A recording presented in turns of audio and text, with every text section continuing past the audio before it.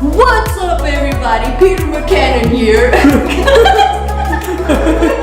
Congratulations on 1 million subscribers, Peter McKinnon! This video, subscribe, hit that like button, smash it if you so desire, and see you at 2 million. Peter McKinnon. Peter McKinnon. There you go.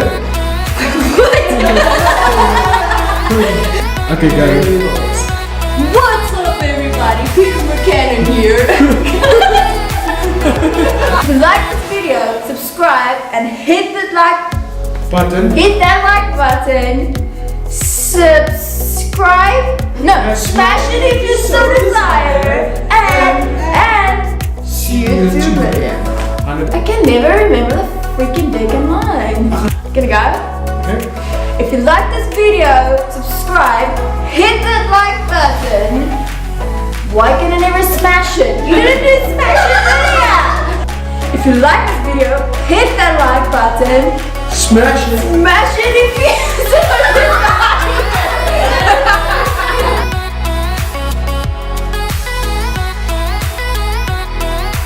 Subscribe if you like this video. Hit that like button.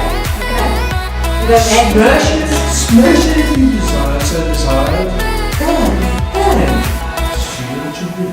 Okay, let's try it again. Peter McKinnon is probably one of my most inspirational and favorite YouTubers ever, and he has just reached 1 million subscribers. So the way that you can enter and win a 5D Mark IV, I think, or Mark V camera with a 24-70mm lens is you need to go onto his YouTube channel. He's got a link in his bio, and then there's one of 4 ways that you can enter: like, subscribe, follow him on Instagram, and follow him on Twitter. But we as creatives want to go one step further and make a creative video, short little video, and just really congratulate him. And then what I want to do is email it directly to Peter, doing a little dance, a little congratulations, and see where it gets us. Hope you enjoy this cute little video that we made for Peter, and let me know what you think in the comments down below.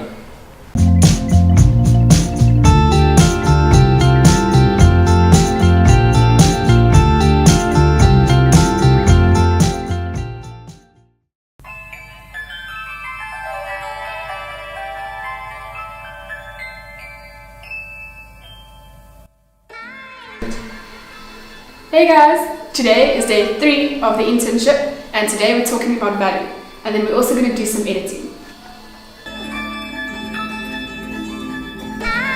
Okay. On a couple shoot, I'll do 2 outfit changes. Okay, 1 outfit change, 100 photos. Another outfit change, 100 photos. Gives you 200 photos. Within scene 1 outfit, I do individual photos of the girl, female client, and individual photos of the male client. Some of them where they're walking, some of them where they're sitting down, more location shots. So, and they're doing that exact same thing in shoot 2.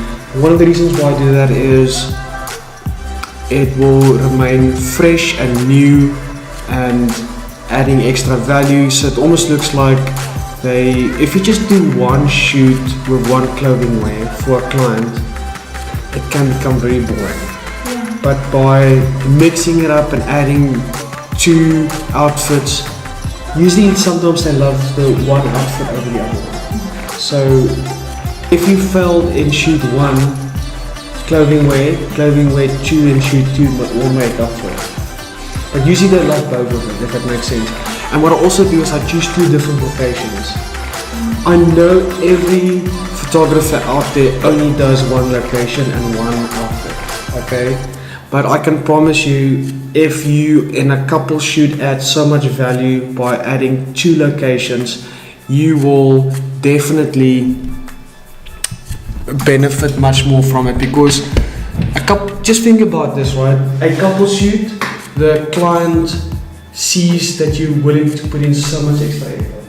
If you show in the beginning that you're going that extra mile, you're more likely to get booked for a wedding. Are you just using natural light or with these photos specifically? What did you use? Natural light? Just natural light, no screens, no reflectors, no. In the past I used to have so many reflectors and screens and Californian sun bouncers, and over time I've just worked to recognize the light. Clothing wear with one location between 4 and 5. Shoot 2 and location with a different outfit between 5 and 6. Funny enough, just look at it, no trees.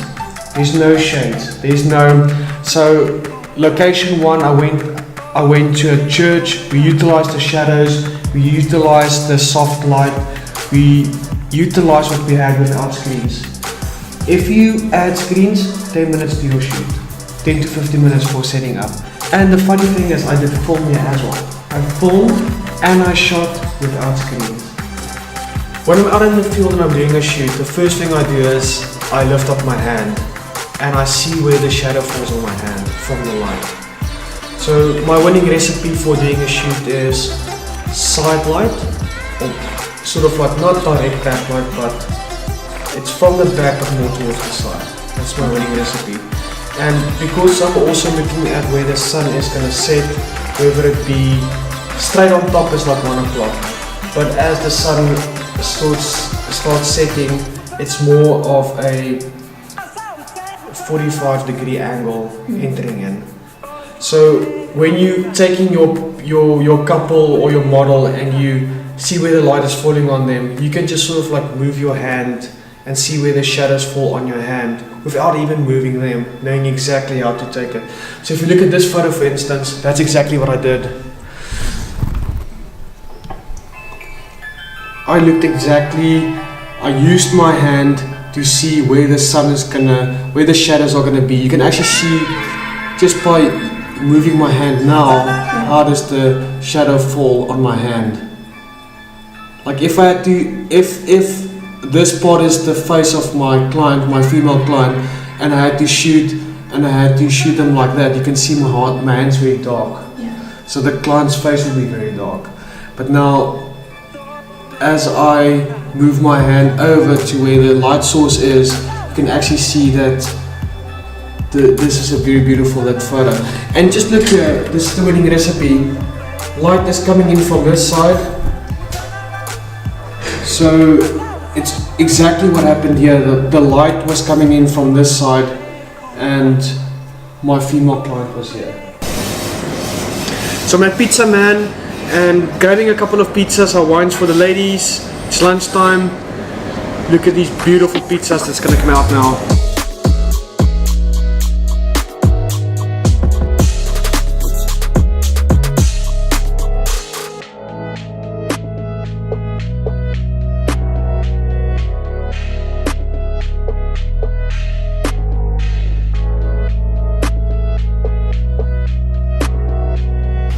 Hello. How's it going, yeah? Good. What have you guys been up to? Just selecting our favorite photos from this couple shoot. Doing your work for you.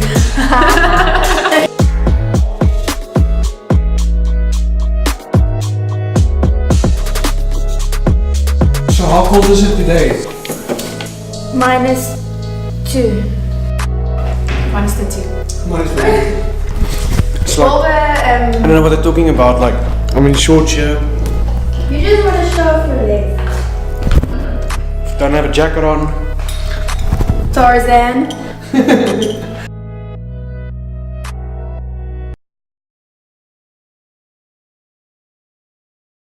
So one of the challenges I have a set of poses in my mind, but then some of the poses don't work on some of the people. With some it's very easy, and other couples or people make it look very awkward, so you have to think of a different pose immediately and then you run out of poses. And one of the challenges I have is just to remember all the poses you want to do like on the day, because then you have like a set hour to work with those clients and you have so many poses you want to go through, but to remember them all in that moment is sometimes difficult. Don't ever get stuck with just them standing. So the way to get out of that is let them sit, let them stand, move them over to the window, move them back. The key to getting great portrait shots and getting a variety of photos is movement. Like if someone sits, just stands like this and you're not feeling it, move them to the side, move their head over, bring them over, let them sit down. But what about a location like the one we used, where there's no window, sitting down is not an option? Let them walk back, walk around, touch the grass. Bring in, do a positive, do a negative. Positive is one person faces you, a negative is his back faces you, for instance. So two people are dancing around one another. That's why if you look at any model and every fashion photographer, all they do with a model continuously is change. You know, move your hand, move your hair, bring up, bring down, do this, do that. It's great, you know this. Yeah. But you see the value, it was 5 minutes of 10 shots. You know, and then as soon as you see someone does that with their body, you can really see, oh, that's beautiful stuff. Let's focus more on that.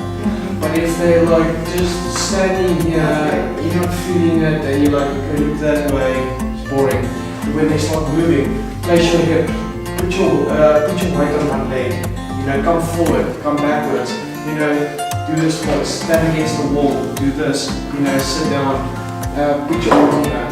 How many poses that in 3 seconds, in 3 minutes? This is a very important principle that I want to just bring across here is when you're posing someone, they very much in a headspace that they cannot get out of because they're overthinking it. How must I stand? How does my hair look? How does my hands look? The way that you do that is you just talk to them. Like if you look at Lizette here, she's very casually sitting here like this, right? We're having a conversation, but just look at how relaxed she is. Look at her arm coming down, look at her hand coming over here as well. If you're overthinking, just talk to you. How's your day? Just throw your mind completely off by what you're doing. And sometimes even if you want to have a great setting photo, all I do is just this. Just walk around to this side, okay? And then just ask you to turn towards me, you know? I come from Mother Russia, and my name is Olga. Olga! Out of 1,200 photos, Lizette and Marika chose 250 photos by pressing P, and P is flagging in Lightroom. The next step is we're gonna select all of these as a quick selection, and the way that we do this is by going over to Lightroom and pressing this flag button here. Perfect. So you can actually see here it's 253 photos out of 1,200 photos, and all we do now is press Ctrl A to select all of them, okay, and then we go to this little icon here, and you'll see that it actually quick selects all of them. The main thing is you need to be in library to do this. If you're in development mode, it won't work. And then all you do is you go over here, you press quick selection, and then you'll see that you only have 250 photos to work with out of 1,200 photos. So after this whole process, the next step that we're going to do now is apply some basic presets so that we can start with the editing process. Come in! The price you pay to be a model. 2 sad little cookies. Look how sad it is. Yesterday she had a sad salad. Not sad Oreos.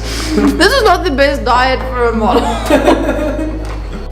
The greatest unutilized value I truly believe exists that photographers are not capitalizing on is how you make a client feel.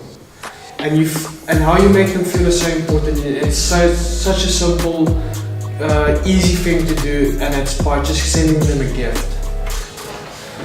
If we run with this concept of value and utilizing it on the day of the wedding, it can be such a powerful thing. So just think about this. We've spoke about giving flowers to the bride on the day of the wedding and how it will make her feel with a little note saying congratulations for the day, we're so happy for you, just enjoy this day. Imagine you have this card for each guest and you put it on the table where they are sitting in the wedding reception area, just saying, I'm RIAAN West, I'm the photographer, these photos will be available on 2 weeks from now, 4 weeks from now, look at my Instagram handle, the photos will be available on this website.